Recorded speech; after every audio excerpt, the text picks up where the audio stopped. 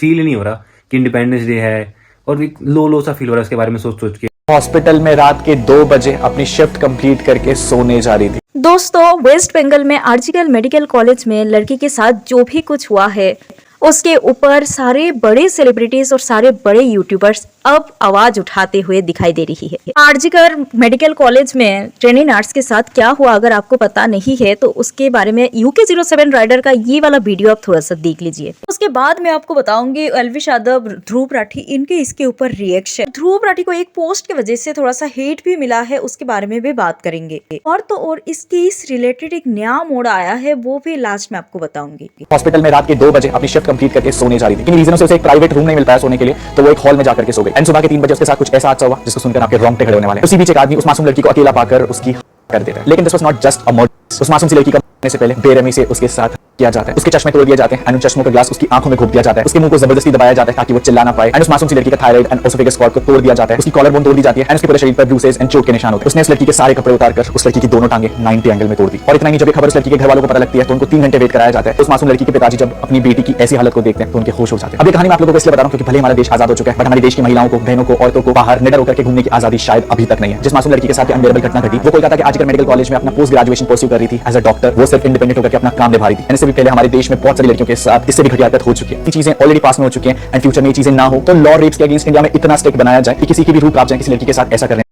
तो दोस्तों, शक के घेरे में एक व्यक्ति आया है जिसका नाम है संजय राय, और उसकी 4 पत्नियां भी थी। एक तो बीमारी में गुजर गई। संजय राय ने अपना जो गुनाह है उसको कबूल तो कर लिया है, लेकिन लोगों का कहना ये है कि ये किसी एक आदमी का काम नहीं है, काफी सारे लोगों ने मिलकर उस लड़की के साथ ऐसा गलत काम किया है। एक ऑडियो क्लिप भी बहुत ज्यादा वायरल हुआ है जहाँ पर कोई कह रहा है कि उसके साथ वाला जो इंटर्न है वो ही ये सब काम के साथ जुड़े हुए है, और उस इंसान के पीछे बहुत बड़ा पॉलिटिकल पावर भी है।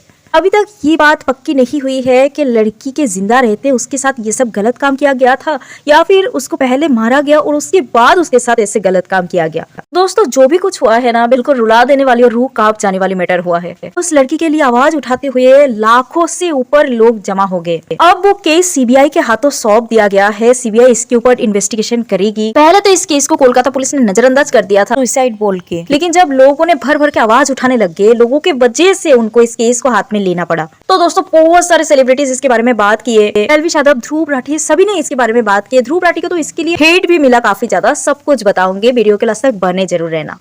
पेरेंट्स जिनकी बच्ची 31 इयर्स ओल्ड की ऐसी खत्म हो जाती है, उनको 3 घंटा खड़ा रखा और ये हाथ जोड़ती रही, माँ बाप हाथ जोड़ते रहे, हमें एक बार दिखाओ, हमारी बच्ची का मुंह एक बार दिखाओ। ट्रेनी नर्स के मैटर के ऊपर एलविश यादव ने रिएक्शन दिए हैं। उन्होंने कहा है, imagine your legs being so forcefully pulled apart that your pelvis breaks. गला दबाया गया, मुंह से खून निकलती गई, चश्मे के जो ग्लास है वो टुकड़ों में मिला, वो भी आंखों के अंदर से।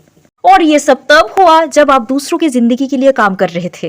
ये कोई हॉरर स्टोरी नहीं है, ये एक रियलिटी है। Second year PG chest medicine RG Kar medical college से। This isn't about doctors anymore, it's about humanity if any left. बोलो, आवाज उठाओ, इसको ऐसे ही जाने मत दो। फिर ध्रुव राठी पहले एक ट्वीट किए थे जिसे वो बाद में डिलीट कर दिए थे। उन्होंने लिखे थे जस्टिस फॉर निर्भया 2। यहाँ पर उनको बहुत ज्यादा हेट मिलने लगी। लोगों ने कहा कि निर्भया नाम देने की क्या जरूरत है। फिर ध्रुव राठी ने उस ट्वीट को डिलीट कर दिया। जब उनसे पूछा गया क्यों उन्होंने डिलीट किया, तब उन्होंने लिखा क्योंकि कुछ लोगों ने पॉइंट आउट किया कि ये बहुत ही ज्यादा इनसेंसिटिव है कि मौमिता को निर्भया 2 कहा जा रहा है। फिर मुझे भी लगा कि हाँ, वो लोग सही कह रहे हैं। फिर उन्होंने ये वाला ट्वीट किया, आप देख सकते हैं। फिर उन्होंने डॉक्टर्स की सेफ्टी के ऊपर और वेस्ट बंगाल के कानून व्यवस्था के ऊपर भी आवाज उठाई और आशा की है कि सीबीआई इसके ऊपर बहुत जल्द से जल्द कोई कार्रवाई करेगी। फिर मुनावर फारूकी रिएक्शन देते हैं। वो लिखते हैं, एवरी अदर पोस्ट और news is about rape in India, disgusting. फिर लव कटारिया कुछ पोस्ट को शेयर करते हैं। सारा अली खान, प्रियंका चोपड़ा, ये लोग भी ऐसे पोस्ट शेयर करते हैं। आयुष्मान खुराना का एक कविता भी बहुत ज्यादा वायरल हो रही है।